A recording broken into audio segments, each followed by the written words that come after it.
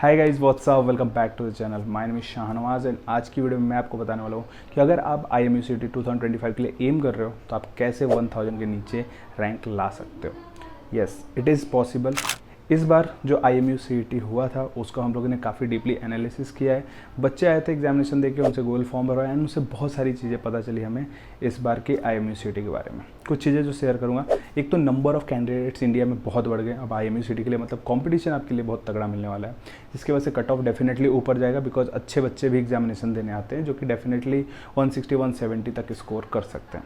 उसके बाद आपका पैटर्न तो वही सेम है आपका, 50 फिजिक्स, 50 मैथमेटिक्स, 40 आपके general aptitude, 40 English and 20 chemistry, जिसमें 40 जनरल एप्टीट्यूड में से अराउंड 20 क्वेश्चन, 20 से थोड़ा सा कम भी हो सकता है, उतने हमारे जीके भी होते हैं, जनरल नॉलेज भी होता है एंड उसके बाकी जो बचा हुआ है वो आपका नंबर सीरीज और ये सब चीज़ें होती हैं।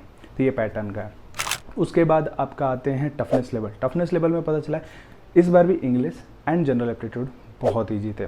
बाकी उसके बाद chemistry easy to moderate and then physics और मैथमेटिक्स टफ था, मतलब सॉल्व करने में प्रॉब्लम हो रही थी बच्चों को, लेकिन सारे क्वेश्चंस में नहीं, कुछ क्वेश्चंस में। और इस बार एक और चीज़, फिजिक्स में पहले जैसे थ्योरेटिकल चीज़ें बहुत सारी चीज़ें आती थी, अब न्यूमेरिकल ज़्यादा आती हैं, थ्योरेटिकल कम आता है। एंड मैथमेटिक्स में भी सेम कॉन्सेप्चुअल क्वेश्चन कम थे एंड मोस्टली जो क्वेश्चन थे वो सॉल्विंग वाले थे। तो फिर भी इवन आफ्टर पूरा ये सब एनालिसिस आप कितना स्कोर करोगे, कितने के अराउंड, तो यू कैन एक्सपेक्ट कि तुम्हारा रैंक 1000 के आसपास आ जाए। तो मैं बोलूँगा 150 to 160 आपको एम करना ही पड़ेगा, 150 to 160। एंड इसके लिए सबसे बेस्ट है कि आप एम करोगे अपने English and general aptitude. 80 questions, 80 out of 80 आप ला सकते हो आराम से। शुरू से ही आपको अभी से ही फोकस करना है जनरल एप्टीट्यूड के टॉपिक्स पे। आपको स्टैटिक जीके और जो बेसिक इंडियन ज्योग्राफी है वो सारी चीज़ें अपनी रेडी रखनी है for the general knowledge part. And English जितना क्वेश्चन प्रैक्टिस कर सको, फिल इन द ब्लैंक्स, वो कैप्स, ये सारी चीज़ें वो सब प्रैक्टिस करके 80 मार्क्स अपने कन्फर्म करने हैं। अब बाकी बचा कितना आपका, सिर्फ और सिर्फ 120 एंड 120 में से कितना लाना है, सिर्फ और सिर्फ आपको लाने हैं 80 मार्क्स। 80 मार्क्स लेके आओगे तो आपका आराम से होने वाला कितना, 160। 80 + 80 160।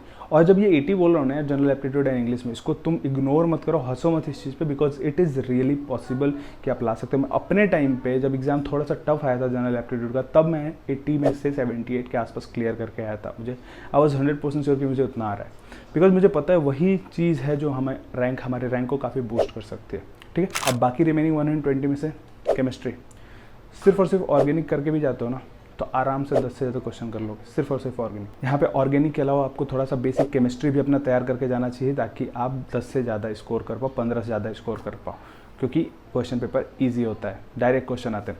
उसके बाद आ जाते हैं फिजिक्स पे न्यूमेरिकल आते हैं, बट न्यूमेरिकल सॉल्व होने वाले आते हैं, डायरेक्ट आते हैं। जेई मेंस के न्यूमेरिकल और इन सब के न्यूमेरिकल आप कंपेयर नहीं कर सकते हो। बेसिक जो NCERT के आप एग्जाम्पल्स वगैरह सॉल्व करते हो, जो स्कूल लेवल पे आप पढ़ते हो, वहाँ तक ही इसमें आता है पेपर में।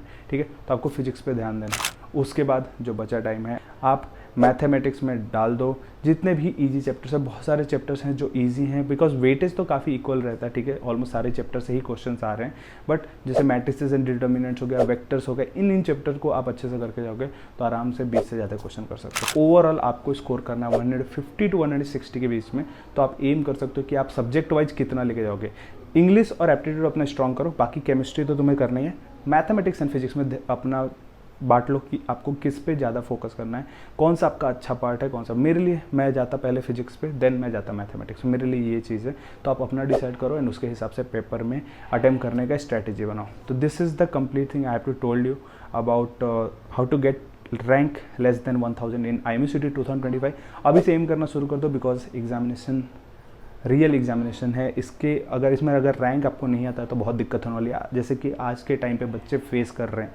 बहुत सारे बच्चों के रैंक नहीं है and they are literally crying, क्योंकि स्पॉन्सरशिप मिलने के बाद भी उनका रैंक नहीं आया और स्पॉन्सरशिप कैंसिल, एंड आप 1 साल तक कुछ भी नहीं कर सकते हो।